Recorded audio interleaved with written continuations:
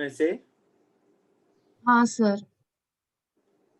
ठीक है, assignment number कौन सा था? 2, 3 कुछ तो नाम होगा उसका। 3। असाइनमेंट नंबर 3, एक सेकेंड निकाल देता हूँ मैं। So circular motion assignment number 3 bank. अच्छा, 1 और 2 डिस्कस कर चुके हैं? यस ठीक है, तो असाइनमेंट नंबर 3 डिस्कस कर लेते हैं, फिर आगे बढ़ेंगे। ठीक है, कितने क्वेश्चन है इसमें? 18 है सर। 18, ठीक है, ज्यादा नहीं है। चलिए बोलिए, नंबर बोलते चलिए। असाइनमेंट 3 के डाउट्स बोलते चलिए। Question 2 sir. हाँ sir, question 2 sir. Question number 2, ठीक है। और लास्ट 4th पार्ट। हाँ सर, क्वेश्चन 3 का सी पार्ट।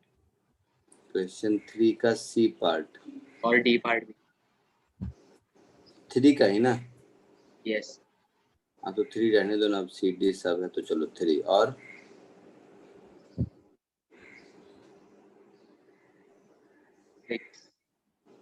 6 और 5th और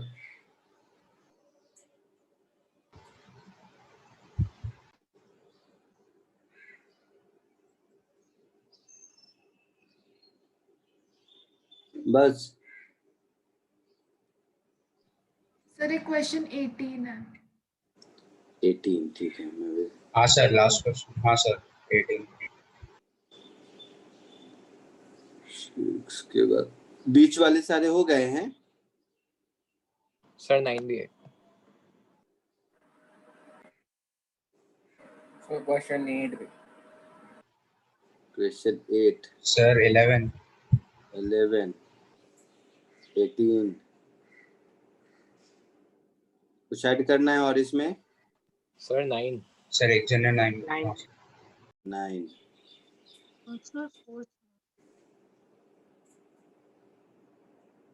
हो गया। सर किसी ने ठीक है। 4th भी बोला था। सर 4th बोला था किसी ने। 4th 2 3 4 5 6 बच गया 7 8 9 फिर 10 बच गया 11 12 13 14 15 16 17। ये शायद हो गया सबका। हाँ सर सर। लास्ट वाले थोड़ी इजी थे। Yes sir. हाँ सर, लास्ट हाँ में सर, जो एंड वाले ऑनलाइनर्स थे वो easy थे। इजी थे, डायरेक्ट सर। फॉर्मूला था। अच्छा, मैंने बैंकिंग विद फ्रिक्शन पढ़ाया है। हाँ सर। यस सर, लास्ट में। अच्छा, उसके क्वेश्चन कराए हैं 1 या 2? यस सर, एक यस करा। सर। एक क्वेश्चन कराया था। हाँ सर सर। एक क्वेश्चन कराया था HCP का। तो एक काम करते हैं, रुको। ठीक है, इसके जो 2-4 डाउट है वो तो ठीक है, मैं कर दूंगा जितने डाउट है लिखा हुआ है। मैं थोड़ा कुछ क्वेश्चंस अपने साइड से करा देता हूँ, फिर आगे बढ़ते हैं। ठीक है, मैं ये डाउट उसके बाद बताओ, मैं ये कह रहा हूँ। Okay sir. ठीक है। डाउट लिख के रख दिया, करा दूंगा मैं थोड़ा सा कुछ क्योंकि ये डाउट देखने के बाद मुझे लगा कि शायद आगे मैं आज नया कुछ नहीं पढ़ा पाऊँ, तो कम से कम पुराने वाले में से ही कुछ तमीज के क्वेश्चन करा देता हूँ। तमीज के क्वेश्चन मतलब थोड़े काम लायक। एक सेकंड बस मिल जाएगा।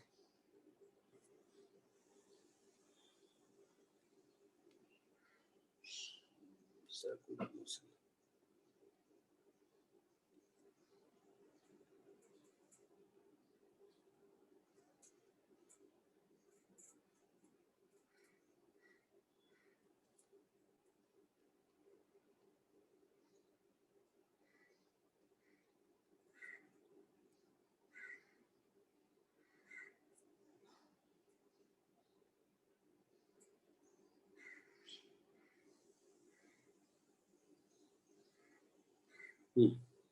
एक ये क्वेश्चन कीजिए।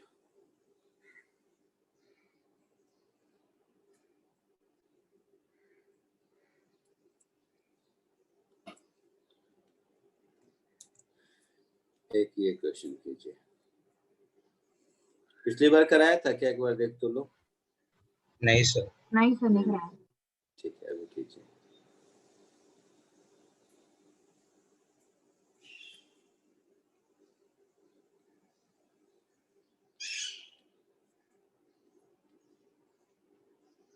इसको कोशिश करो, फिर आगे बढ़ते हैं।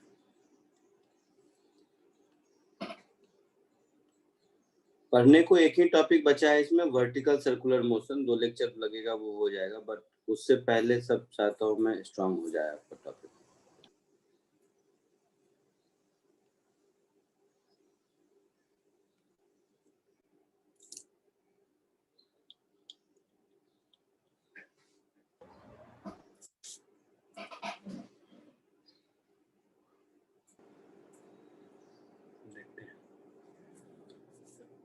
देखो, सब लोग ध्यान से देखो इसको।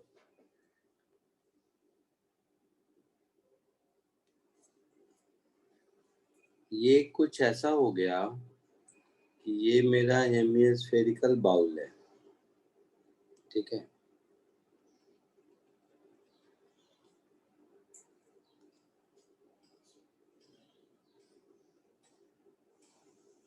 और ये इसका एक्सिस है।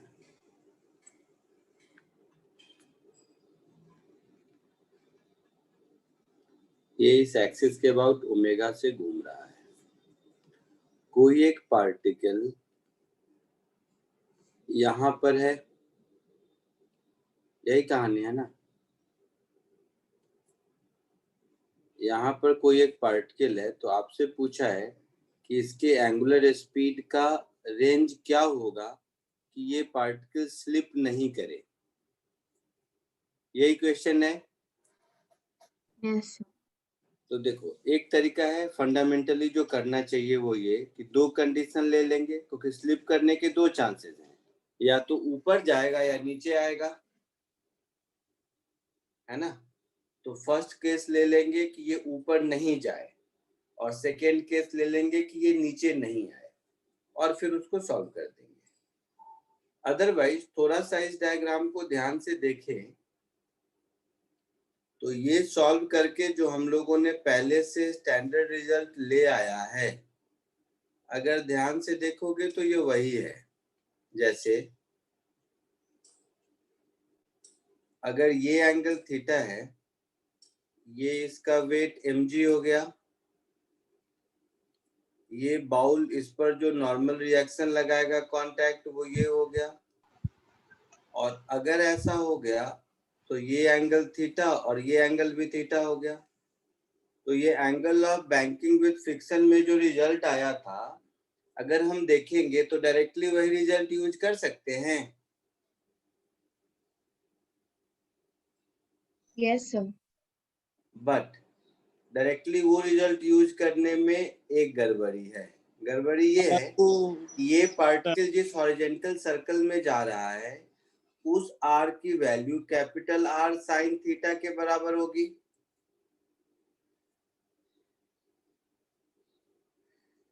है ना। हाँ सर। Yes sir. तो हम लोग क्या करेंगे, उसी रिजल्ट को यूज कर लेंगे और स्मॉल आर की जगह capital R sine theta put कर देंगे, तो हमारा काम चलना चाहिए, है ना। Yes sir. उस रिजल्ट में मुझे v का रेंज क्या मिला था?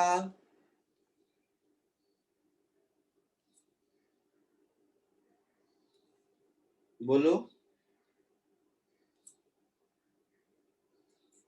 Under root g r, lower limit में क्या मिला था ऊपर?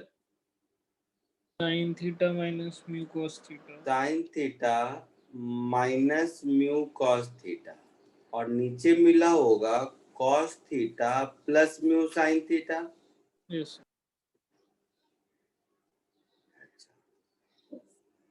इधर भी यही कहानी, g r sine theta plus mu cos theta, और डिनोमिनेटर में cos theta minus mu sine theta. ऐसा था। तो ये अगर v का रेंज है तो v by R is omega, तो ओमेगा के रेंज में यहाँ पर 1 अपॉन स्मॉल r होगा, अंडर रूट, यही पूरी कहानी है ना। Yes, sir. स्मॉल r का value capital R sine theta put कर देंगे आप, तो फिर ये ओमेगा का रेंज कुछ ऐसा हो जाएगा, यहाँ पर कैपिटल R साइन थीटा और रूट के अंदर फिर वही कहानी जो पहले था। पूरा मैं क्यों लिखूं, बाद में लिख दूंगा लास्ट आंसर में। होगा ऐसा, इस कैपिटल हाँ, R साइन थीटा को अंदर ले जाओगे तो R स्क्वायर हो जाएगा डिनोमिनेटर में, है ना। होगा, बोलो। Yes, sir. तो मैं इसको ऐसे लिख देता हूँ, 1 by sine theta, sine theta को भी चाहे तो अंदर ले जा सकते हैं, बट जैसा मन, 1 बाई साइन थीटा, रूट के अंदर हो जाएगा अब g बाई आर, इधर मेरा हो गया लोअर लिमिट में था मेरा sign theta minus mu cos theta, तो इधर मेरा हो गया sign theta minus mu cos theta upon cos theta plus mu sine theta, और इधर हो जाएगा वही कहानी 1 अपॉन साइन थीटा, रूट के अंदर जी आर अब आ जाएगा डिनोमिनेटर में, नीचे वाला टर्म वही रहेगा cos theta minus mu sine theta, और ऊपर वाला टर्म हो जाएगा sign theta plus mu cos theta. ये हमारा फाइनली आंसर होगा। आया समझ में? Yes, sir. पक्का? तो but ideally as a student मैं तो बोलूंगा कि जैसे डेरिवेशन मैंने किया था वैसे ही केस 1 केस 2 करके करना चाहिए। उससे क्या होगा कि एग्जैक्ट आपका कॉन्सेप्ट बिल्डिंग होगा, बट मैंने एक बार वो कर दिया है, इसीलिए मैं आपको कह रहा हूँ कि वो तो सीख ही गए, डायरेक्टली रिजल्ट यूज करके भी कर सकते हैं।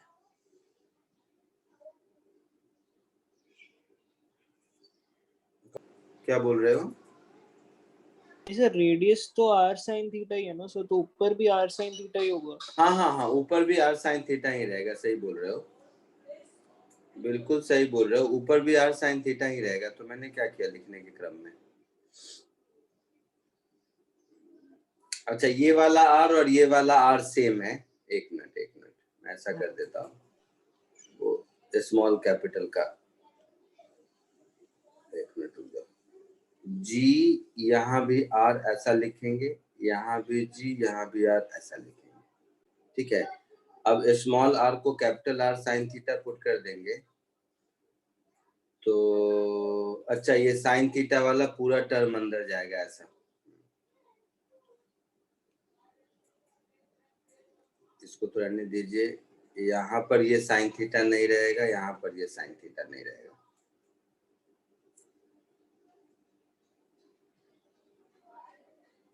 तो ये साइन थीटा यहाँ आ जाएगा और ये साइन थीटा भी यहाँ आ जाएगा, रूट के अंदर आ जाएगा।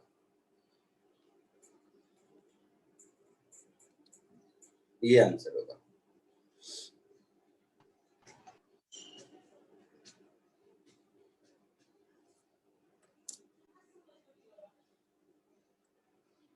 आगे बढ़ू? Yes Yes, sir. Done. अब देखो, जिसने भी डाउट में, मुझे क्यों मैं याद आया ये कराने का, इसलिए जिस किसी ने भी आप में से डाउट में क्वेश्चन नंबर 5 पूछा है किसी ने ना, हाँ, sir. अब एक बार वो असाइनमेंट का क्वेश्चन नंबर 5 देखो तो शायद मुझे बताने की जरूरत नहीं हो। हाँ, सर, वो ये वाला क्वेश्चन देख के आ गया। हो जाएगा ना? Yes, sir. वो थीटा खाली थोड़ा 90 माइनस थीटा उसका हो कि सेमी वर्टिकल एंगल दिया है, तो उतना तो कर ही लोगे, ठीक है। Yes, sir. आगे बढ़ूं? Yes. यस चलो, एक दूसरा क्वेश्चन करो, ये वाला।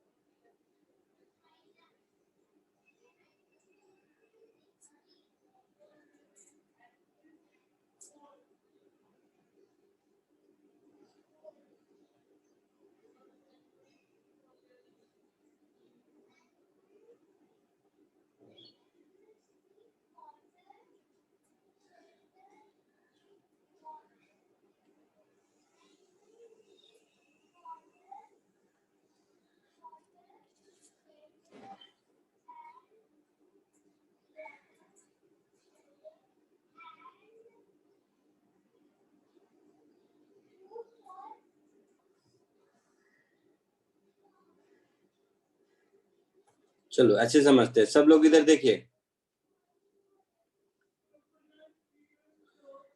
सब लोग इधर देखिए, आवाज आ रही है? Yes sir. ये एक रिंग है,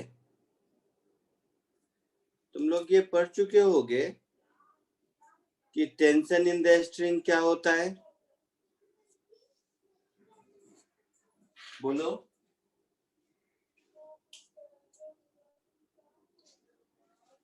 बोलो, टेंशन इन द स्ट्रिंग क्या होगा?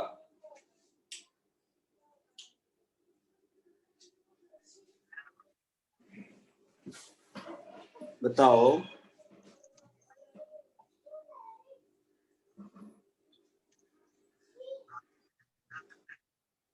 बोलो तो सही, टेंशन इन द स्ट्रिंग खूब लॉज ऑफ मोशन, फ्रिक्शन सब में पढ़े होगे, होता क्या है ये टेंशन?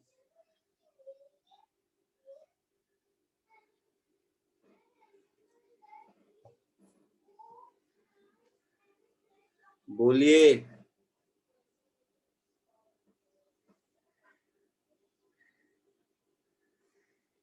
अरे बोल तो सही, डरता क्या है? Tension in the string, tension force कौन सा फोर्स है?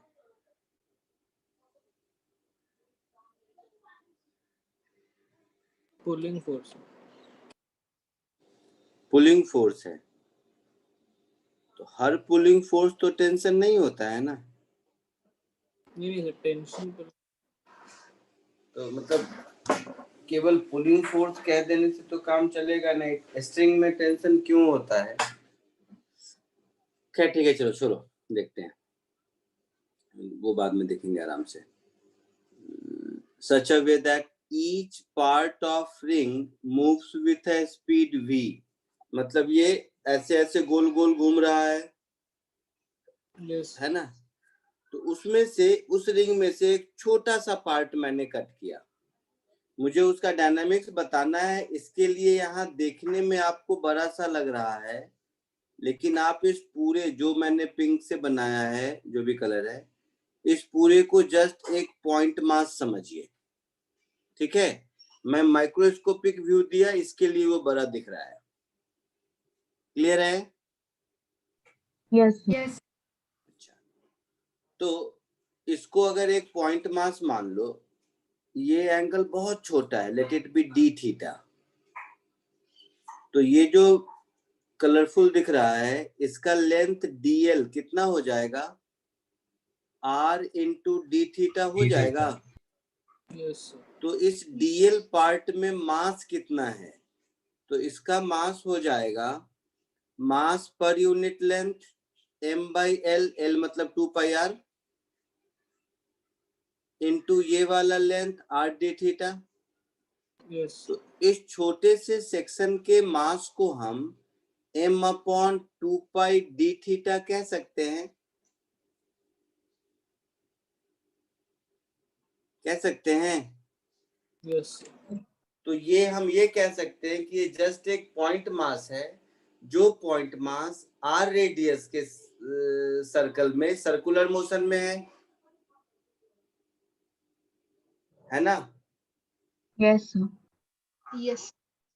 तो इसको भी सेंट्रीपिटल फोर्स चाहिए होगा, तो जो स्ट्रिंग में टेंशन होगा, स्ट्रिंग में टेंशन हमेशा अलोंग टेंजेंट होता है Yes, sir. है ना। तो इस स्ट्रिंग के उस पॉइंट पर मान लो टेंशन T है, एक पॉइंट नहीं, छोटा सा सेक्शन है। अगर एक पॉइंट होता तो ये दोनों टेंशन स्ट्रेट लाइन ऐसा दिखता टेंजेंट। दो अलग अलग पॉइंट पर टेंशन है तो थोड़ा टेढ़ा होगा, छोटा सा कोई भी लेंथ लेंगे तो। Yes sir. अच्छा, अब ज्योमेट्री से आप देखिए, ये एंगल डी थीटा है तो आधा डी थीटा बाई 2, तो ये भी डी थीटा बाई 2 और ये भी डी थीटा बाई 2। क्यों? क्योंकि ये टेंजेंट है। वो डायग्राम में मेरा ठीक नहीं दिख रहा है, ये टेंजेंट है, समझ लीजिए। आई बात समझ में?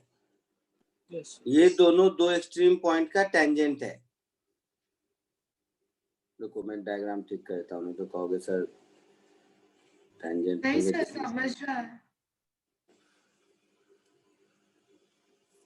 इस छोटे से सेक्शन के इस एंड पर टेंशन टी लगा और इस एंड पे उतना ही टेंशन टी लगा। चलो उसको छोड़ दो, यहीं पर देखो। तो ये एंगल डी थीटा बाई 2 होगा Yes, sir. और ये एंगल भी डी थीटा बाई 2 होगा। तो इस पर टेंशन का ये वाला कंपोनेंट हो जाएगा मेरा t cos of d theta by 2, ये भी कंपोनेंट हो जाएगा t cos of d theta by 2, ये वाला कंपोनेंट हो जाएगा t sin of d theta by 2, ये वाला कंपोनेंट हो जाएगा t sin of d theta by 2।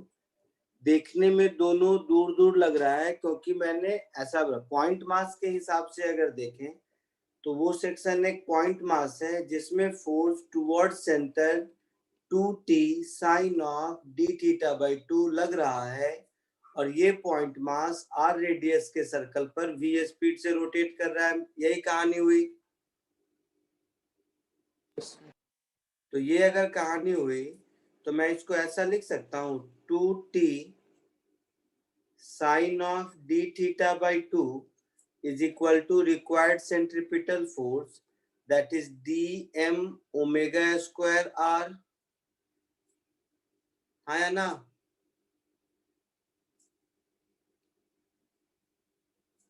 dm की वैल्यू यहां सब्स्टिट्यूट कर दीजिए।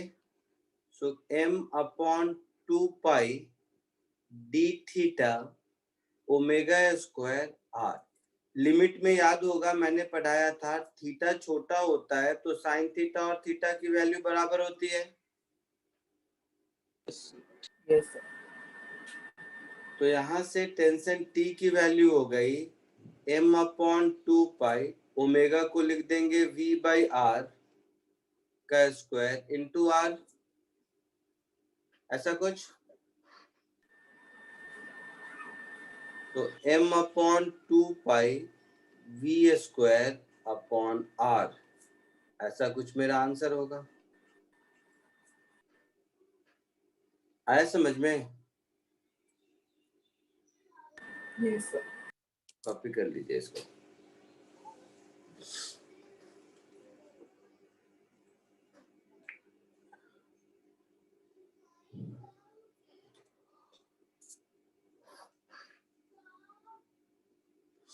सबका हो गया? ठीक, एक और क्वेश्चन करो।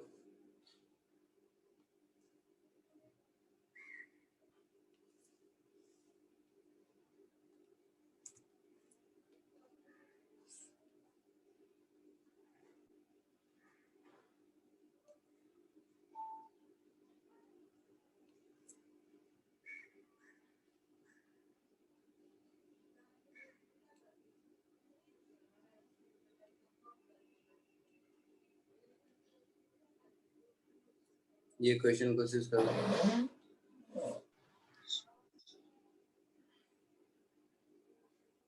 बोलो, कुछ तो आइडिया बताओ।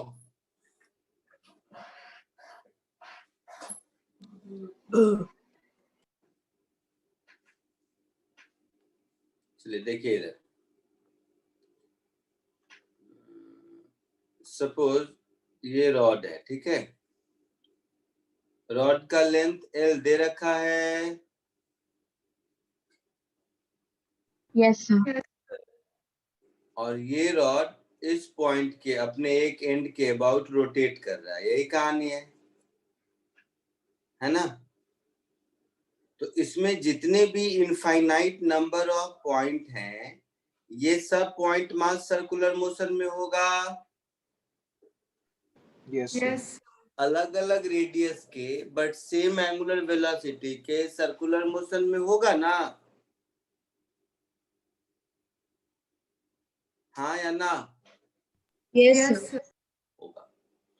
तो सर्कुलर मोशन का कोई एक पॉइंट ले लिया, मान लो मैं यहां से x डिस्टेंस पर छोटा सा dx लेंथ का रॉड ले लिया,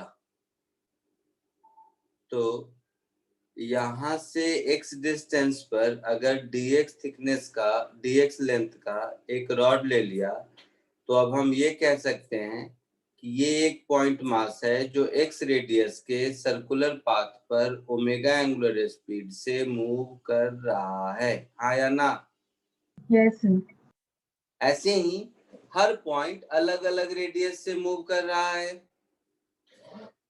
तो किसी भी पॉइंट मास को सर्कुलर मोशन में मूव करने के लिए सेंट्रिपिटल फोर्स कौन देगा?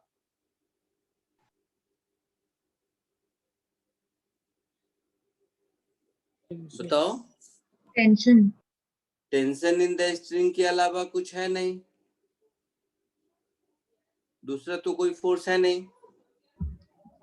ये जो लास्ट एंड पॉइंट है, यहाँ पर टेंशन कितना होगा? 0 होगा। आप ही ने बताया टेंशन पुलिंग फोर्स है, तो इस लाइन के आगे कोई मास नहीं है जिसको पुलिंग फोर्स की जरूरत है सर्कुलर मोशन के लिए, तो यहाँ पर टेंशन 0 होगा, और यहाँ पर टेंशन मैक्सिमम होगा, ये पक्का है। कितना होगा वो तो अभी निकाल लेंगे, बट मैक्सिमम होगा, ये पक्का है। Yes, sir. सर आप ये टेंशन वाला पार्ट और एक बार बता सकते हैं? मैंने बोला टेंशन इन द स्ट्रिंग या रॉड, जो भी कह लो, वही एक फोर्स है जो किसी भी पॉइंट मास को सर्कुलर मोशन के लिए सेंट्रिपिटल फोर्स प्रोवाइड करेगा, और ये tension in the string left and से राइट एंड तक जाने में will keep on increasing. The point which is at the left most portion, यहाँ पर उसके फर्दर बियॉन्ड कोई मास नहीं है जिसको सेंट्रिपिटल फोर्स की रिक्वायरमेंट है, तो यहाँ पर टेंशन 0 हो गया। यहाँ पर जो टेंशन होगा वो इससे आगे वाले को सेंट्रिपिटल फोर्स देगा। So in that way tensile will keep on increasing from this particular end to this particular end.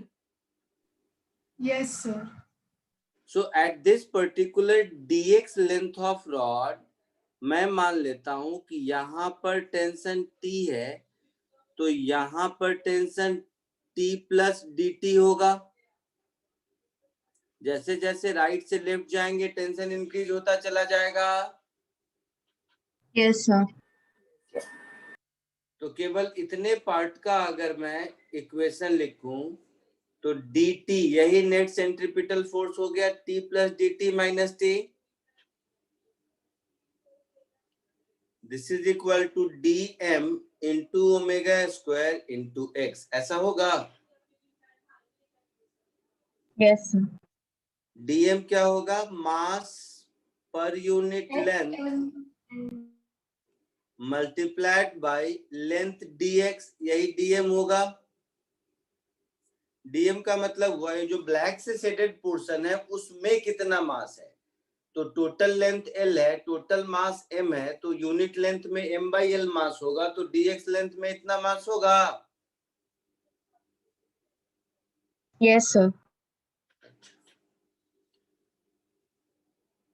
तो ये मुझे मिल गया finally, dt is M omega square upon L x, dx is dt। इसको दोनों ओर integrate कर देते हैं। दो तरीका है, डेफिनेट इंटीग्रेशन से भी कर सकते हैं, इनडेफिनेट इंटीग्रेशन से भी कर सकते हैं, जैसे मन वैसे कर सकते हैं।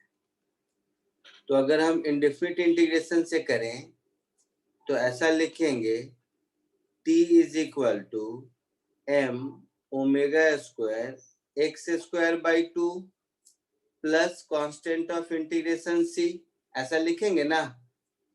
Yes, sir.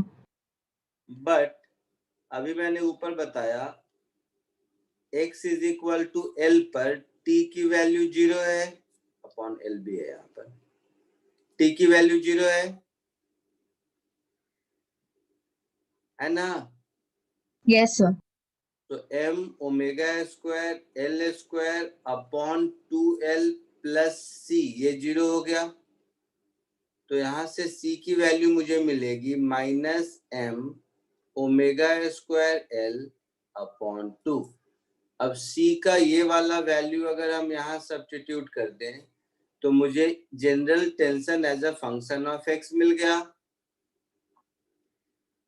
So t is m omega square upon 2l into x square minus m omega square l by 2। थोड़ा सा इसको और ठीक कर दूं तो m omega square by 2l common ले लेते हैं, x square minus l square, ऐसा लिख देते हैं t। आया समझ में?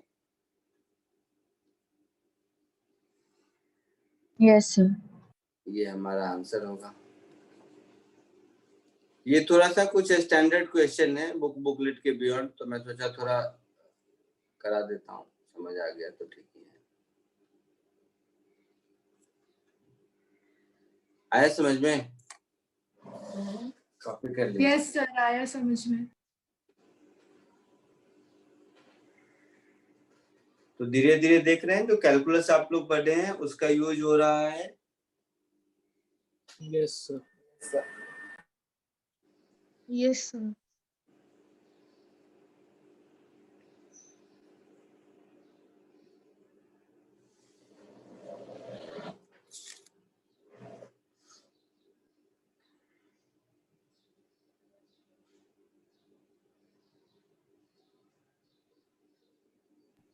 हो गया सर, लिख के। नहीं हो सर, गया सबका? आगे नहीं बढ़ो। सर।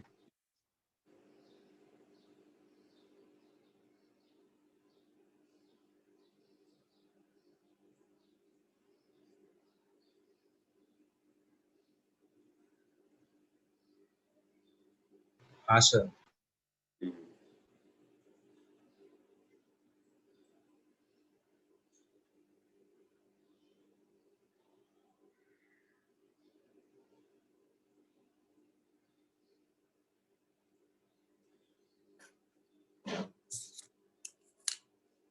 आगे बढ़ो।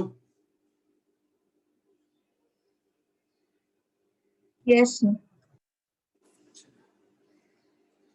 थोड़ा एक दो और क्वेश्चन करते हैं जो थोड़े ठीक ठाक हैं कहीं कहीं से, उसके बाद फिर आपके डाउट पे आएंगे। हो सकता है डाउट आपको पूछना भी ना पड़े, आपसे खुद हो जाएगा। आज कुछ और क्वेश्चन करा देता हूँ।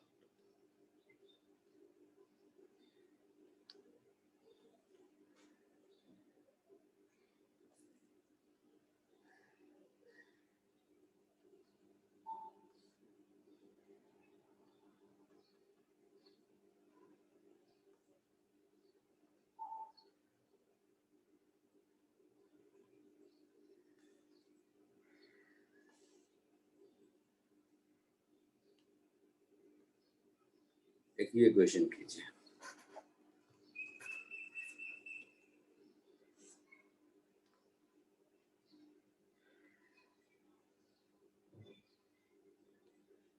सर असाइनमेंट में था। हाँ जरूर होगा, इसलिए मैंने आप लोगों के असाइनमेंट के डाउट्स देखे ना, तभी मैं सोचा कि मैं खुद करा देता हूँ कुछ, ताकि असाइनमेंट थोड़ी देर के बाद आप कहो कि सर अब खुद से हो जाएगा।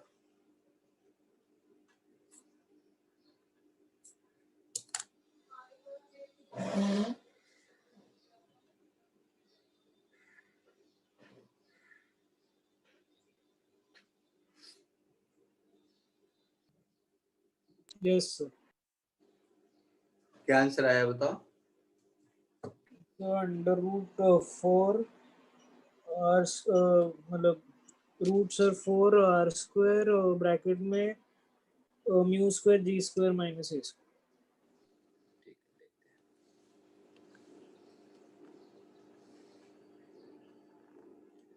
इसमें देखो पार्टिकल के पास टेंजेंशियल एक्सेलरेशन भी है, तो इस सर्कुलर मोशन में पार्टिकल के पास दो एक्सेलरेशन होंगे। कहीं भी किसी पॉइंट पे देखें, यहीं पे देख लो, तो एक तो रेडियल एक्सेलरेशन इधर होगा जिसकी वैल्यू होगी v² के बराबर, है ना? Yes sir. ऐसे समझो, ठीक रहेगा। तो एक फोर्स ये होगा जो आपका हो गया सेंट्रीपिटल फोर्स, जिसकी वैल्यू हो गई mv² के बराबर।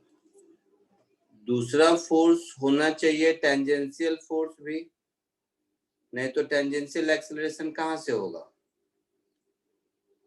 तो ये दूसरा फोर्स जो होगा वो टेंजेंशियल फोर्स और ये रेडियल फोर्स, तो ये होगा मास इनटू टेंजेंशियल एक्सेलरेशन। तो इन दोनों का जो रिजल्टेंट होगा वही टोटल फोर्स होगा। तो इन दोनों का रिजल्टेंट हुआ ये हमारा टोटल फोर्स होना चाहिए। बट इस सब में फोर्स प्रोवाइड करने वाला कौन है? केवल और केवल फ्रिक्शन है, और तो कुछ है नहीं, है ना? इसका मतलब है कि फ्रिक्शन फोर्स इस केस में इस डायरेक्शन में एक्ट करेगा सच दैट उसका एक कंपोनेंट सेंट्रीपिटल फोर्स दे और दूसरा कंपोनेंट टेंजेंशियल फोर्स दे। इतना फ्रिक्शन दे पाया तो ठीक, नहीं तो स्लिप करेगा, है ना? Yes, sir. तो इस डायग्राम से हम कह सकते हैं कि फ्रिक्शन फोर्स मुझे चाहिए m into under root v² का होल स्क्वायर प्लस r, अच्छा a ही लिखा हुआ है, प्लस a का स्क्वायर, ऐसा है ना? और हम लोगों को मालूम है कि फ्रिक्शन फोर्स हमेशा म्यू mg से छोटा या बराबर होता है, मालूम है हम लोगों को ना? हाँ सर। Sir. Yes sir. तो यहाँ से हम ऐसा लिख सकते हैं m अंडर रूट v² का whole square plus a square, this should be less than equal to mu mg। m गया, v4/r², this should be less than equal to μ² g² minus a² होगा। So v should be less than equal to r² into μ² g² minus a² whole to the power 1/4। तो ये v का maximum value हुआ। तो maximum safe speed जिससे बिना slip किए हुए जा सकता है नॉन यूनिफॉर्म सर्कुलर मोशन में विदाउट बैंकिंग, वो ये होगा। चमका कुछ? यही आंसर आया था किसी को? फ्रिक्शन वाला पार्ट समझ Yes, में नहीं yes. आया। फ्रिक्शन मोशन अपोज करेगा ना, तो वो एक्सेलरेशन में हेल्प कैसे होगा? किसने कहा फ्रिक्शन मोशन अपोज करता है? कितना हम लोग अभी तक कर चुके हैं, फ्रिक्शन मोशन को नहीं अपोज करता है कभी भी। फ्रिक्शन रिलेटिव स्लिपिंग को अपोज करता है। फ्रिक्शन मोशन को अपोज करता तो हम लोग चल ही नहीं पाते कभी।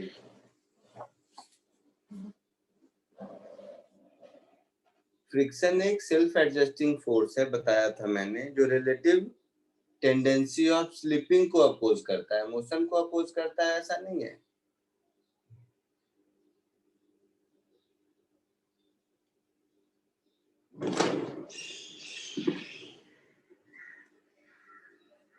सर्कुलर मोशन में बैंकिंग में ही देखो 2 केस बताया था, तो एक केस में देखो फ्रिक्शन सर्कुलर मोशन को सपोर्ट कर रहा था, तो ऐसा ये थॉट प्रोसेस गलत है।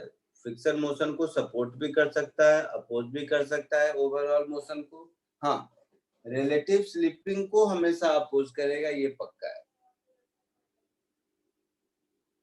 और फ्रिक्शन का अपना कुछ फिक्स्ड मैक्सिमम वैल्यू होता है, बट फिक्स्ड वैल्यू और मैग्नीट्यूड डायरेक्शन नहीं होता। जब जिधर जरूरत होती है और जितनी जरूरत होती है up to a certain value, उतना एक्ट करता है, उस डायरेक्शन में एक्ट करता है। तो यहाँ पर फ्रिक्शन की 2 जरूरत है, एक जरूरत है सेंट्रीपिटल फोर्स देना और दूसरी जरूरत है टेंजेंशियल फोर्स देना। तो ये दोनों जरूरतों को अगर फ्रिक्शन पूरा कर पा रहा है तो ठीक है, नहीं कर पा रहा है तो स्लिप होगा। Yes sir.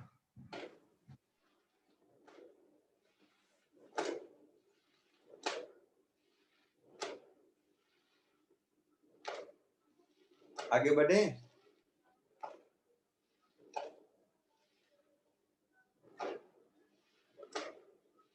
Yes sir. हो गया सबका?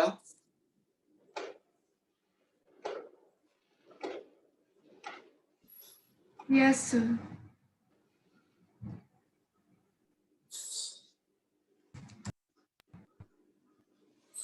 चलिए अब आपके डाउट पे आते हैं। तो इसमें से एक तो 5th नंबर क्वेश्चन हटाया मैंने डाउट में, और भी कुछ हटाना है क्या? ये वाला भी पूछे थे क्या, जो लास्ट वाला है अभी किया था? हाँ सर, 18th वाला सर। 18th वही है। यस 18th भी हो गया। रूप वाला भी था कहीं क्या?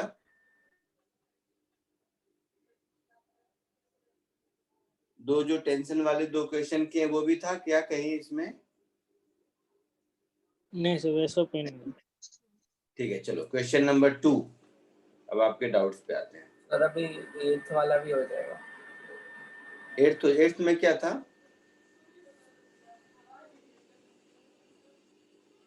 ठीक है, अच्छा है। अब क्वेश्चन नंबर 2 पे आइए सीधे। आ गया ये असाइनमेंट था। डायग्राम इसी क्वेश्चन नंबर 2 का ही है ना, उसके नीचे?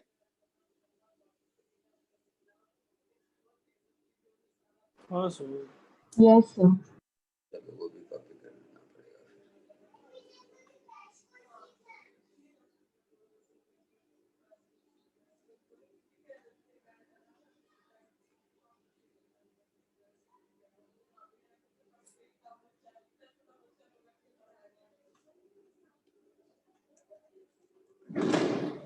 देखो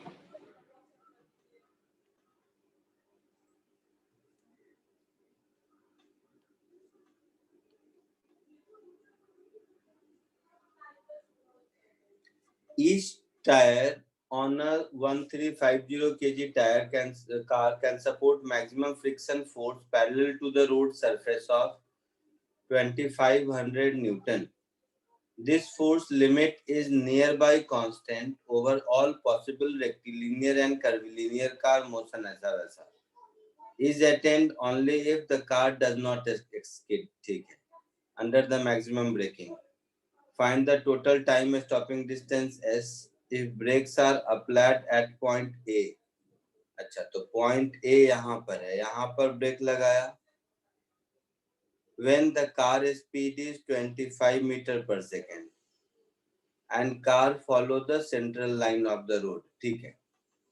देखो इधर क्या निकालना है, भूल गया मैं। No stopping distance. Stopping distance कहाँ पे जाके रुकेगा, ठीक है। तो यहाँ पर ब्रेक लगाया, सब लोग ध्यान से देखना, यहाँ से यहाँ तक जब तक कि कर्व शुरू नहीं होता है,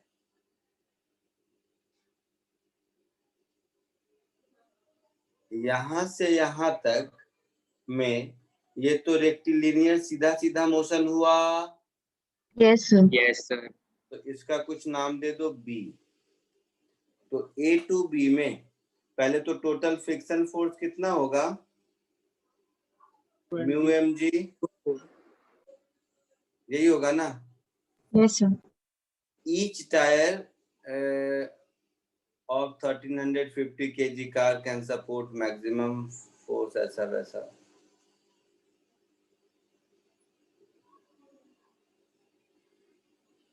अच्छा, तो सब मिला के दिया हुआ है 2500 न्यूटन, तो मुझे ये सब देखने की जरूरत नहीं है। तो टोटल फ्रिक्शन फोर्स का मैक्सिमम वैल्यू है, कैन सपोर्ट लिखा है ना, नहीं, ईच टायर है 2500 टू 4 होगा। Yes, sir. Into 4 होगा. हाँ, टोटल फ्रिक्शनल फोर्स मैक्सिमम इतना हो जाएगा, तो 2500 इंटू 4 कितना हो जाएगा, 10 to the power 4। 10⁻⁴ न्यूटन। अच्छा, तो रिटार्डेशन मेरा कितना हो जाएगा, माइनस 10⁻⁴ अपॉन 1350, ऐसा हो जाएगा। Yes, sir. तो इतनी दूर के बाद वेलोसिटी कितना हो जाएगा, स्पीड कितना है, initial 25। 25 meter per second. And if car allows, अच्छा उसमें 25 था, तो पॉइंट बी पर स्पीड कितनी हो जाएगी, अंडर रूट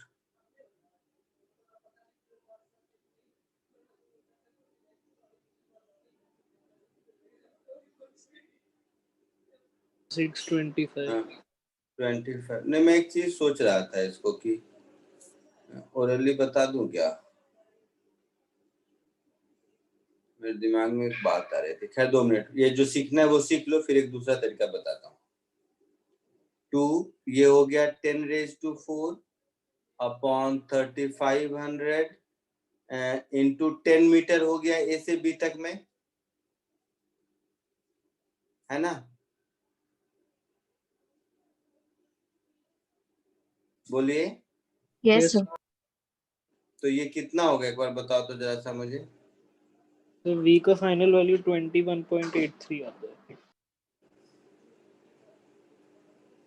VB कितना आ रहा है, 21.83।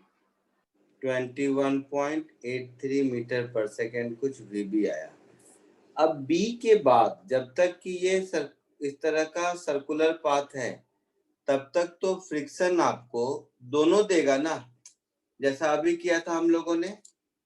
हाँ, सो उसका रिजल्टेंट 10,000। हाँ, सेंट्रीपिटल भी देगा और टेंजेंशियल रिटार्डेशन भी देगा। तो फ्रिक्शन फोर्स मैक्सिमम का वो कंपोनेंट जो रिटार्डेशन देगा, उससे डिसाइड होगा अब कि ये और फर्दर कितना डिस्टेंस चलेगा। नहीं समझे, अभी तक अपोजिंग फोर्स के कारण जितना रिटार्डेशन था, उसकी वजह से इसकी स्पीड कम हो रही थी till B. Yes, sir. Afterwards ये जो फ्रिक्शन फोर्स है, उसका सिर्फ टेंजेंशियल कंपोनेंट कितना होगा, उससे सिर्फ कम होगा। हाँ, sir.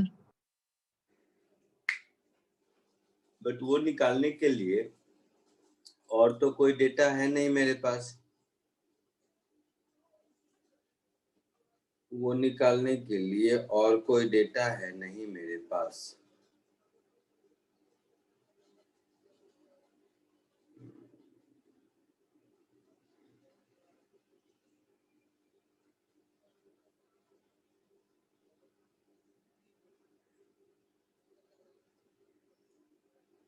चलो एक बात बताऊं, थोड़ा बहुत तो स्कूल में पढ़े होगे ना, work done by all forces is change in kinetic energy. Yes, sir. Yes. Yes, sir. इतना मालूम है, तो शायद मैं इसको ऐसे ही कर देता हूँ। एक मिनट देखते हैं, रुको, क्योंकि ये डेसिमल आ रहा है, मुझे ठीक नहीं लग रहा है इतना मेहनत करना डोंकी वर्क।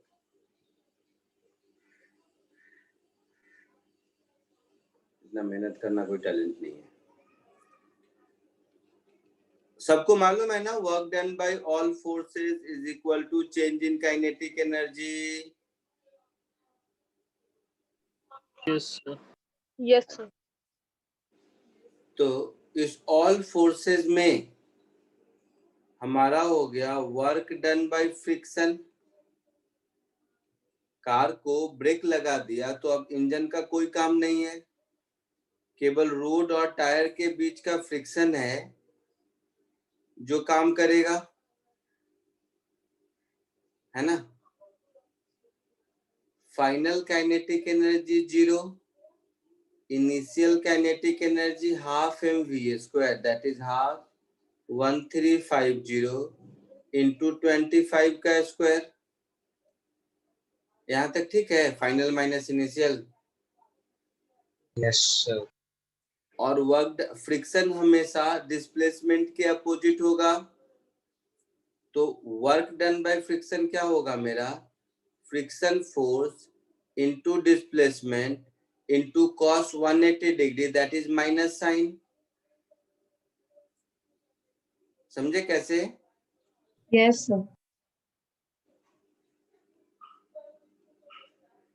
और फ्रिक्शन हमारा ईच टायर में 2500, तो 2500 इंटू 4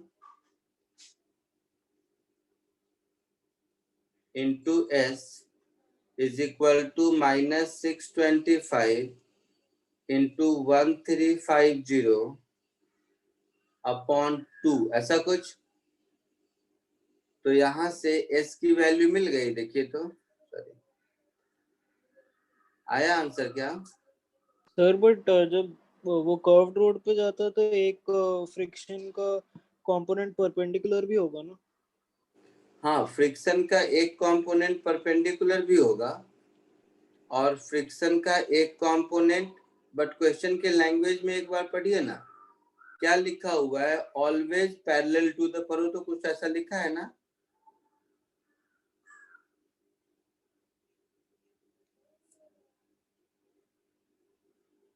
ये 0 गया,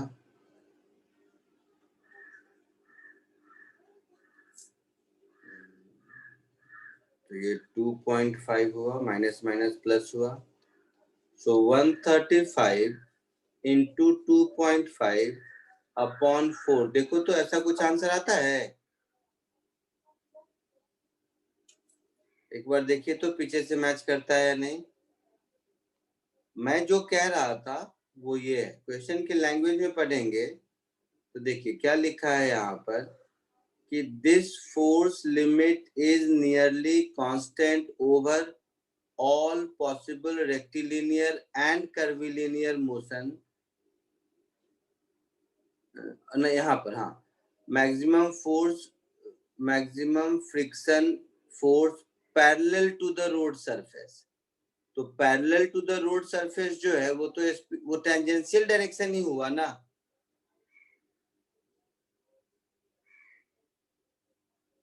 perpendicular to the road surface आपका होता है रेडियल डायरेक्शन ना,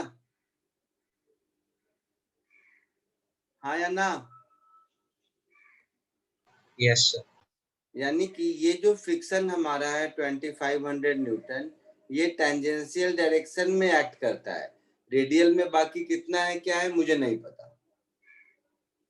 जब स्ट्रेट लाइन में है तो टेंजेंशियल डायरेक्शन और एक्चुअल डायरेक्शन सेम है, जब कर्विलिनियर में है तो टेंजेंशियल डायरेक्शन में जैसे जैसे चेंज हुआ फ्रिक्शन फोर्स अपना डायरेक्शन चेंज करेगा, उसका बाकी रेडियल कंपोनेंट कितना होगा क्या होगा मुझे नहीं मतलब है, क्योंकि क्वेश्चन में पैरेलल कंपोनेंट के बारे में तो बोल दिया है कि 2500 न्यूटन है। अब कहोगे ऐसा क्यों, ऐसा बोला है, अदरवाइज म्यू केबल नहीं दे दिया रहता बेटा। म्यू, अगर म्यू का लिमिट दिया रहता तब तो वो मैक्सिमम फ्रिक्शन फोर्स होता, तो मैक्सिमम फ्रिक्शन फोर्स कितना है नहीं बताया, बट हाँ टेंजेंशियल डायरेक्शन का मैक्सिमम इतना है ये बताया है, समझे? तो ये पीछे से मैच नहीं हो रहा। क्या आंसर है पीछे? सर वो डिवाइड बाय 47.4 आ रहा है। वो डिवाइड बाय 8 होना चाहिए ना, वो 2 वाला। क्या होना चाहिए? सर मतलब वो 135 into 2.5 डिवाइड बाय 8 होगा ना। अच्छा 4 2 जाए। हाँ वो 2 मिल गए। ओके ओके, एक 2 यहाँ छूट गया क्या? आपको ये शायद 2 है करेगा। 25 4, हाँ एक 2 छूट गया है यहाँ पर। हाँ ऐसा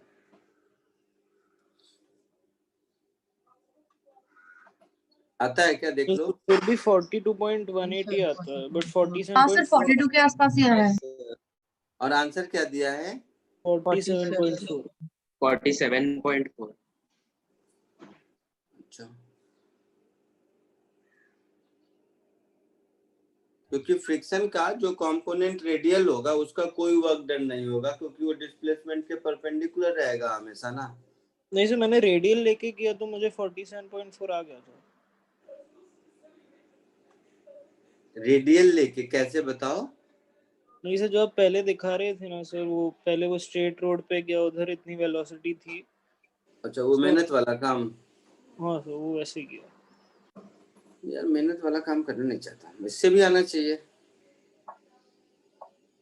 बट इसमें गलती कहाँ है? अगर फ्रिक्शन का कोई कंपोनेंट रेडियल होगा भी तो वेलोसिटी के परपेंडिकुलर है, तो फोर्स वेलोसिटी के परपेंडिकुलर है, तो उसका वर्क डन होगा नहीं। नहीं सर, बट फिर पूरा फ्रिक्शन नहीं लगेगा ना 10,000 का। बट लिखा तो है कि ये फ्रिक्शन का 10,000 वो है जो पैरेलल टू द रोड है। सर इसमें आपने 25 लिया, बट थोड़ा सा वेलोसिटी वो जो A to B डिस्टेंस में भी वेलोसिटी कम हो जाएगा, तो उससे हाँ, अलग आंसर आएगा। नहीं तो टोटल स्टॉपिंग डिस्टेंस पूछा है ना हमसे, तो इसमें सारा डिस्टेंस कवर हो गया। टोटल स्टॉपिंग डिस्टेंस पूछा है तो मेरे हिसाब से इसमें सारे डिस्टेंस कवर हो गए। Okay sir. मतलब इससे क्यों नहीं आएगा? मैं ये वो मेहनत वाला काम तो ठीक है कर सकते हैं, शुरू भी वैसे ही किया था, लेकिन इससे क्यों नहीं आया? इससे नहीं आया तो कंसेप्चुअली मुझे लगता है उससे भी नहीं आना चाहिए, या मतलब दोनों से सेम आंसर आना चाहिए। उसमें क्या किया बेटा बता तो? वहाँ से वो जो बी पॉइंट बना था उस पे वेलोसिटी आ बी गई। पर वेलोसिटी निकाल लिया 21.8 कुछ तो आपने बताया ऐसा आया था। हाँ सर। हाँ तो फिर जो ए रेडियल रहेगा वो mv²/r हो जाएगा। हाँ तो फिर वो जो रिजल्टेंट जो रहेगा वो 10,000 रहेगा। तो फिर जो टेंजेंशियल लगेगा वो √10,000² माइनस वो ए रेडियल का जो स्क्वायर था वो फोर्स का। रिजल्टेंट 10,000 रहेगा। हाँ sir, total. Friction force total. हाँ हाँ, और जो टेंजेंशियल साइड में लगेगा वो √10,000 माइनस m²v⁴/r² लगेगा। हाँ हाँ। तो फिर इसको एक्सेलरेशन नहीं मतलब नहीं, इसका मतलब हुआ आंसर मिलाने के पॉइंट ऑफ व्यू से कि इस लाइन का कोई मीनिंग नहीं हुआ ना, parallel to the road surface का मीनिंग नहीं हुआ। आपने जो 10,000 लिया वो फ्रिक्शन का मैक्सिमम वैल्यू लिया हाँ सर। है ना, तो उसका मतलब है फ्रिक्शन का मैक्सिमम वैल्यू लिया। मैं ये वाला मेथड इसलिए चूज किया क्योंकि इस मेथड में क्वेश्चन में ही मुझे दिख रहा है कि टेंजेंशियल कंपोनेंट ऑफ फ्रिक्शन 10,000 है। क्वेश्चन के लैंग्वेज से तो मुझे यही लग रहा है कि टोटल फ्रिक्शन मैक्सिमम कितना है मुझे नहीं मालूम, but parallel to the road that is tangential direction में इतना है। नहीं तो मेरे से पूछोगे आइडियली अगर एग्जामिनर को वो कहना चाहिए था तो वो फ्रिक्शन का वैल्यू नहीं देकर म्यू का वैल्यू दे देता। समझे मेरी बात? उस केस में इस क्वेश्चन को पूछने का तरीका होता कि ये 2500 नहीं देके म्यू देना चाहिए था। नहीं तो ये 2500 इस बात के लिए दिया है कि पैरेलल टू द रोड 2500 है, बाकी कितना है मुझे नहीं मालूम। और देखिए ना वर्ड भी देखिए, maximum friction free force can support maximum friction. Free word फिर क्यों है?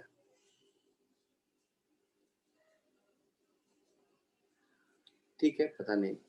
आंसर मैच कर लेते हैं। तो आंसर मैच करने के हिसाब से अगर मुझे कहा जाए can support maximum friction, free word को मैं कट कर दूंगा, फोर्स को रहने दूंगा, parallel to the road surface को मैं कट कर दूंगा। तो मैक्सिमम फ्रिक्शन फोर्स इतना, तब वो मेथड लगाएंगे, मेहनत करेंगे मेरे हिसाब से। ठीक है, तो उस हिसाब से चलो जल्दी से उसका मेहनत कर ही देते हैं। अगर आंसर आ रहा है तो मेहनत करके वो भी बता देता हूँ। इस पॉइंट को बी कर दो, इस पॉइंट को ए कर दो। तो यहाँ पर नॉर्मल काइनेमेटिक्स से स्पीड एट बी अभी मैंने निकाला था, कितना आया था बेटा? 21.8 मीटर पर सेकेंड। इसके बाद नाउ ऑनवर्ड्स क्या होगा कि किसी भी पॉइंट पर सेंट्रीपिटल फोर्स भी होगा, टेंजेंशियल फोर्स भी होगा, और इन दोनों का रिजल्टेंट मैक्सिमम फ्रिक्शन फोर्स होगा। That is maximum friction force is 2500 into 4। तो 2500 इंटू 4 का square is equal to v square by R minus mv square by R, mv square by R plus mass into tangential acceleration that is dv by dt का whole square. यही होगा ना?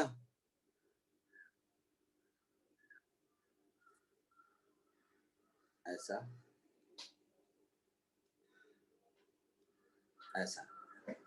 तो 2500 into 4 हो गया मेरा कितना? 10 रेज टू 4। 10 to 4। तो इसका स्क्वायर, तो इसको मैं लिख दूंगा 10 रेज टू 8। मेहनती काम है इसलिए मैं करना नहीं चाह रहा। मास है 1350, सो 1350। रेडियस है कितना दिया हुआ? 80 शायद ना, यहाँ पे 80 है सर। 80।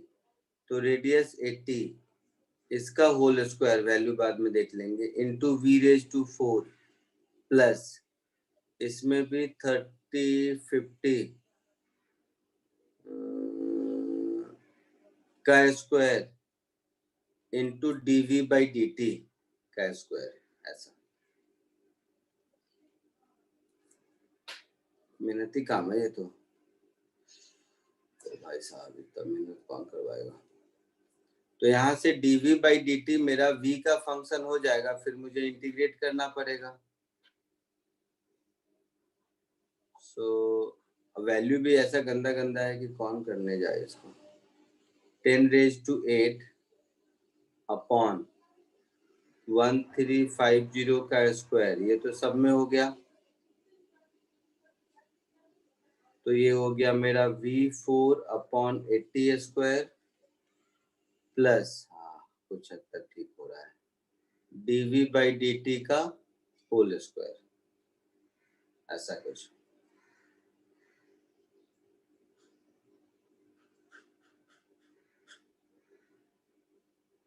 एक और तरीका करते हैं, dv बाई dt क्यों लिखूं मैं? v dv बाई dh भी तो लिख सकते हैं। हाँ सर, वो कर सकते।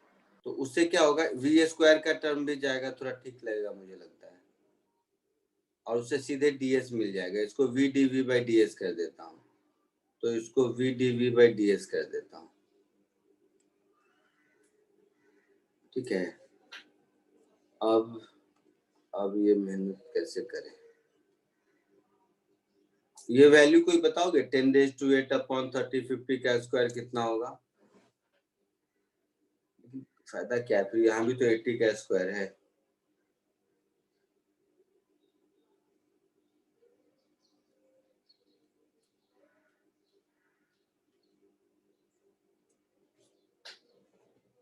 एक मिनट और रुक जाओ। सो v dv by ds this is equal to under root 10 raised to 8 upon 1350 का स्क्वायर, ये माइनस साइन के साथ, plus v raise to 4 upon 80 नहीं सही तो लिखा था, ये प्लस ये माइनस, इसको हाँ उल्टा आ रहा है।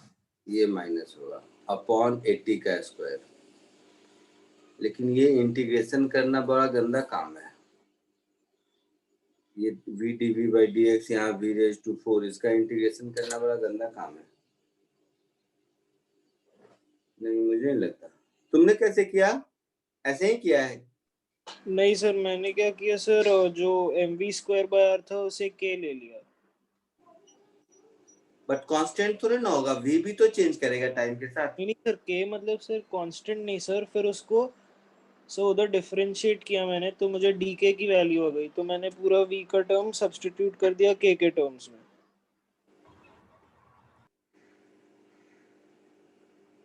हाँ मतलब केवल ये छोटा लिखा है यही काम किया है ना, बाकी तो कुछ नहीं है।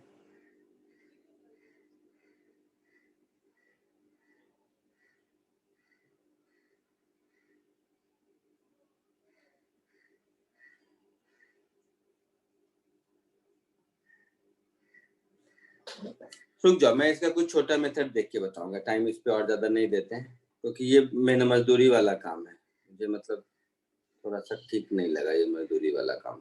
देखते हैं इसका कुछ सिंपल मेथड मिलेगा तो बताता हूँ मैं नेक्स्ट। तब तक आगे बढ़ते हैं, इसको रहने दो, मैं बता दूंगा। मेरे दिमाग में कुछ इजी मेथड स्ट्राइक करेगा तो मैं बताता हूँ। ये था क्वेश्चन नंबर 2। 2 के बाद कौन सा था? 3।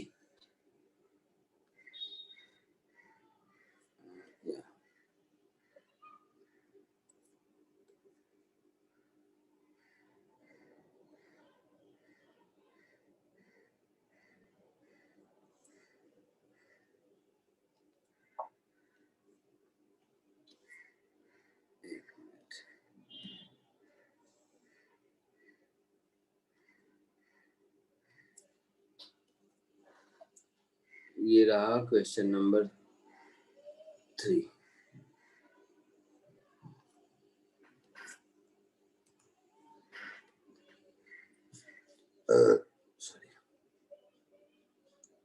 A block M moves on a horizontal circle against wall of a cylindrical room. Radius r. The floor of the room on which block move is a smooth, but friction coefficient between wall and block is mu. The block is given an initial speed v naught. As a function of a speed v, right, normal force, frictional इसका खाली force. सी और D doubt है। हाँ कोई भी सब हो जाएगा। तो ये कहानी ऐसा है कि ये आपका एक सिलिंड्रिकल वॉल है,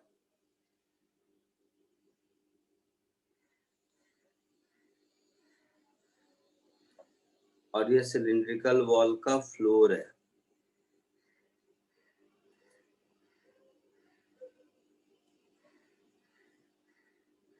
तो जो ब्लॉक मूव कर रहा है वो इस फ्लोर से ऐसे चिपका हुआ है और वो इस सर्कल में जा रहा है। तो ये सर्कल, ये वॉल इस ब्लॉक पर नॉर्मल रिएक्शन अंदर की ओर लगाएगा,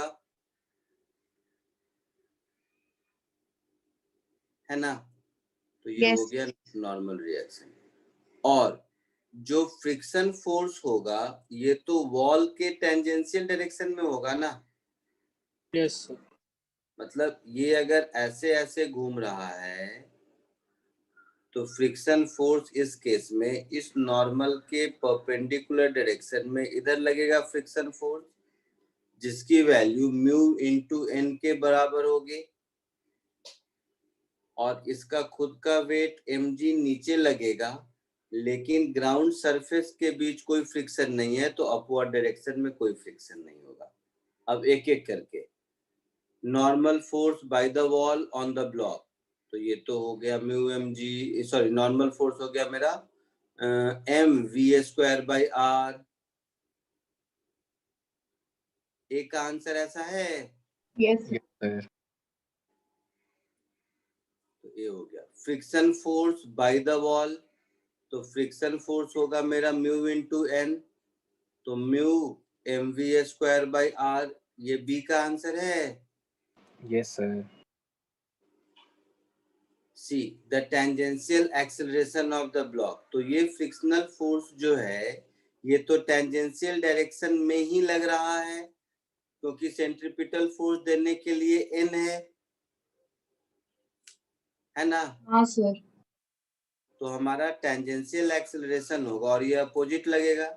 so minus of mu m v square by r divided by mass m।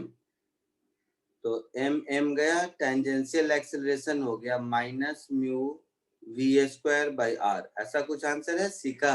Yes sir. D, speed of block after 1 revolution. तो स्पीड ऑफ ब्लॉक में इसको टेंजेंशियल एक्सेलरेशन को मैं v dv by ds लिख सकता हूं। So v dv by dx is minus mu v square by r। तो यहां से ये v गया, तो dv upon v is equal to minus mu upon r ds। ऐसा यस सर। एक रिवॉल्यूशन में इनिशियल स्पीड थी v u, कुछ तो लिखा है ना, कितना है, क्या लिखा है सिंबल? v या v नॉट, कुछ तो लिखा होगा। We not. v नॉट है, देखो v नॉट है। सर V नॉट है। हाँ, तो इनिशियल स्पीड हो गई v नॉट। एक रिवॉल्यूशन में डिस्टेंस जाएगा 2 पाई r, तो उसके बाद की स्पीड हो गई v। तो ये मेरा हो गया ln of v upon v naught. This is equal to minus 2 pi r mu upon r। ऐसा होगा। तो v is equal to v naught e raise to minus 2 mu pi. ऐसा कुछ है आंसर? हाँ सर ऐसा ही है। यस। तो ये हो गया आपका डी का आंसर। कॉपी कर लीजिए।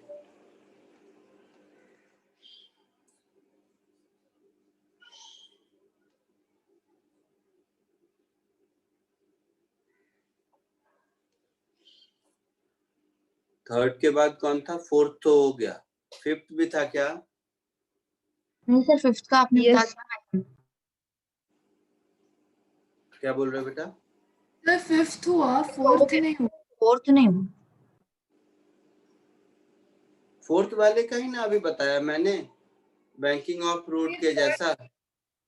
हाँ सर वही है। उसी का एक पार्ट है, मिनिमम वैल्यू ऑफ ओमेगा पूछा है, जो रेंज में मैक्सिमम मिनिमम दोनों मिलता था, उसका आपको मिनिमम पूछा है। और क्या? हाँ सर हो जाएगा फोर्थ वाला भी। अच्छा, तो फोर्थ और फिफ्थ भी हो जाएगा या बताने की जरूरत है? चलो फिफ्थ बता देता हूँ।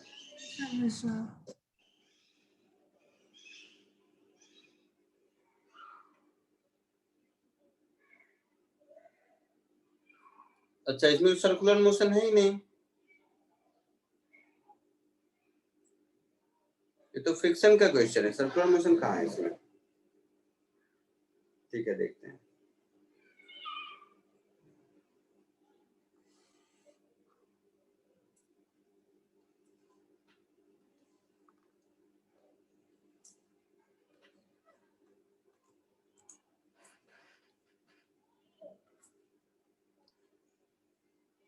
Calculate the height up to which an insect can crawl up a fixed bowl in the form of hemisphere radius small r। तो इसमें तो मुझे नहीं लगता है कि कोई सर्कुलर मोशन से इसका लेना देना है, ये फिक्शन की कहानी हो गई। ये मेरा हेमिस्फेरिकल बाउल है और इस हेमिस्फेरिकल बाउल में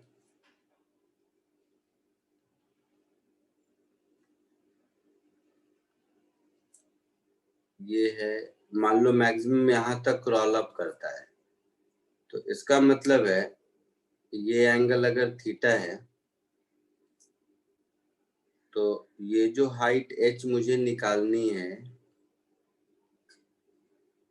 इस हाइट h की अगर थीटा मिल गया तो h की वैल्यू होगी r into 1 minus cos theta के बराबर, यस सर। है ना? तो बस फ्री बॉडी डायग्राम ड्रॉ कर लो। तो इसमें इसका वेट नीचे, नॉर्मल इधर और फ्रिक्शन अपोज करेगा, तो friction maximum mu N oppose कर सकता है। तो अच्छा देखो, ये हो गया mg, ये एंगल थीटा तो ये भी थीटा, तो ये हो गया नॉर्मल, ये हो गया mg का cos थीटा कंपोनेंट, और ये हो गया mg का sin थीटा कंपोनेंट। हो गया? Yes sir. तो फ्रिक्शन इस mg sin थीटा को अगर अपोज कर पाया तो नीचे नहीं गिरेगा, नहीं तो नीचे गिर जाएगा। सो फ्रिक्शन का maximum value should be greater equal to mg sin theta, हाँ या ना? Yes sir. सो फ्रिक्शन का मैक्सिमम वैल्यू मतलब mu N is greater equal to mg sin theta, n होगा mg cos थीटा के बराबर, तो mu mg cos theta should be greater equal to mg sin theta, मतलब mu should be greater equal to tan theta. Yes. Mu का value शायद 1/√3 दिया है, so 1/√3 should be greater equal to tan theta. tan increasing function है, theta should be less than equal to 30 degree, है ना? हाँ sir. तो theta का मैक्सिमम वैल्यू मुझे मिल गया 30 डिग्री। हमारा जो h है वो क्या है? r minus r cos theta है, तो h is equal to r into 1 minus cos theta. तो जो cos थीटा जब थीटा मैक्सिमम होगा तो cos थीटा मिनिमम होगा। cos डिक्रीजिंग फंक्शन है ना फर्स्ट क्वाड्रेंट में। हाँ सर। यस तो जब थीटा मैक्सिमम होगा तो cos थीटा मिनिमम होगा, और cos थीटा यहाँ माइनस के साथ है, तो जब cos थीटा मिनिमम होगा तो h मैक्सिमम होगा, है ना? Yes sir. So h maximum is r into 1 minus cos 30 degree. ऐसा कुछ है आंसर? हाँ सही। cos 30 is √3/2, कैसा ऐसे दिया है या कैसा दिया है? सर वो डेसिमल में आंसर थी। तो बट यही आता है। यही आता है ना? हाँ सर। तो चलो फिफ्थ भी हुआ, नेक्स्ट कौन सा था? से कॉपी कर लो पहले इसको।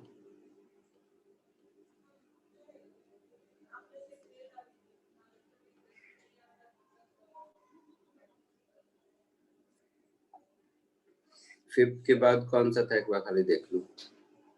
तो ये फिफ्थ नंबर था। अच्छा, हाँ सर अभी Yes.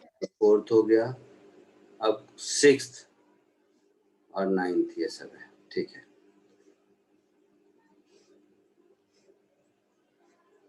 सो कॉपी कर लो, तब तक मैं सिक्स्थ और नाइन्थ पढ़ता हूँ। काम गया? अरे सिक्स्थ इतना बड़ा क्वेश्चन, बट मैं नहीं पढ़ने वाला। कोई छोटा क्वेश्चन। नाइन्थ ये भी बड़ा है, ठीक है। चलो चलो ये नेक्स्ट क्लास में डिस्कस कर दूंगा मैं। मुझे लगा कोई छोटा क्वेश्चन मिलेगा तो फटाक से कर दो, इतना बड़ा बड़ा क्वेश्चन कौन पड़ेगा।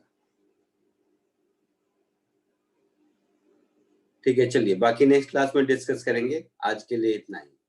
अगली क्लास में वर्टिकल सर्कुलर मोशन कर लेंगे, फिर ये चैप्टर खत्म हो जाएगा। और सर वो सेकंड क्वेश्चन भी ना? सेकंड क्वेश्चन भी बता दूंगा, हाँ ठीक है। चलिए लिखते जाइए, जिसका हो जाए आप लोग लिख कर सकते हैं। Thank you sir. Thank you sir. Bye sir. Recording pause कर देता हूँ।